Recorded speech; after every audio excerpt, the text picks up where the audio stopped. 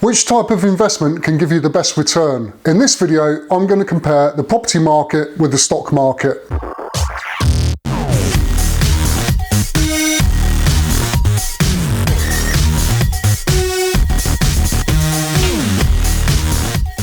Hi, I'm Andy from Monoperty.com, where I blog online about my journey as a property investor and landlord, sharing what works for me and what doesn't to help you start or expand your property portfolio. Yes, you can already guess which option I prefer, but people have had success in both the property market and the stock market. I have some limited experience in investing with shares and have more experience in investing with property. But keep an open mind and listen to what I have to say, because I have a very good point to make at the end of this video, which I'd like you to consider. There are 8 comparisons that I've made. Point 1 is leverage. You can get a mortgage and have a large percentage of the property paid for with the bank's help, and you only put down a small percentage in comparison, and therefore your gains are multiplied because of the use of leverage. I've created a video explaining how leverage works and the power of it, and if you haven't seen it yet, I'll put a link in the description below, and I'll also put a card up on the screen. If I walked into a bank and said I've got 25,000 that I'm going to invest in the stock market, can I have a loan of 75,000 to top up my portfolio? They'd probably laugh at me. But if I walked into a bank and said I've got 25,000 to invest in property, can I have a mortgage of 75,000? They'd say, take a seat, Mr. Walker, and somebody will be with you in a minute. Number 2, in my experience, property has given me a higher return than shares. Now, I did buy my shares in the dot-com boom, so I made a loss. And had I bought my first investment property before the market crash, then I might have made a loss there too. But both markets have picked up since then, and I have seen higher returns on my property. Point 3 is you'll need a much higher cash figure to invest in shares in order to receive dividends that would be the equivalent of what you could get in return from property. Point 4 is you can add value to a property, but you can't add value to a share.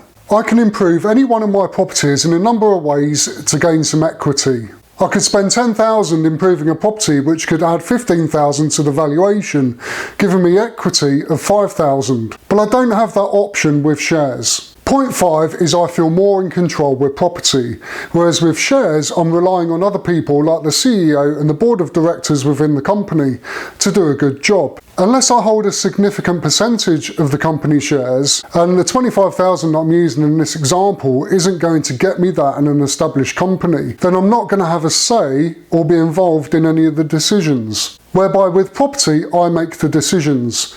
Now, they might not always be the right ones, but I'm in full control and I can make changes and adjustments until I'm happy with the performance of that asset. Number 6 is shares in a company could plummet 80% or more, or even collapse completely. Now, it doesn't happen often, but it does happen. Look at Woolworths, for example, the retail phenomenon of the 20th century that was on our high streets for more than 99 years, and now it's gone. With property, that will never happen because the land that the property sits on has some value. If a company goes into administration, everybody involved suffers. When the property market crashes, it's not everybody that loses their asset. It's just the unfortunate people that have overstretched themselves because they've been misled or haven't budgeted or planned for the worst case scenario. Property is generally a more stable investment. My last 2 points are in favour of shares. Point 7 is you can extract your cash more quickly from shares than you can with property.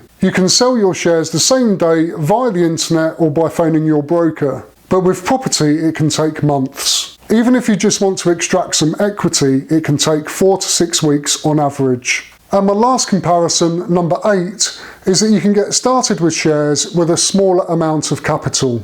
Now, there's an element of risk with any investing, but as I've said before, you can reduce the risk with a small amount of the right knowledge. Now, I'm not saying that I'll never invest in shares, but what I am saying is that a majority of my wealth will be invested into property. And hey, why not do both?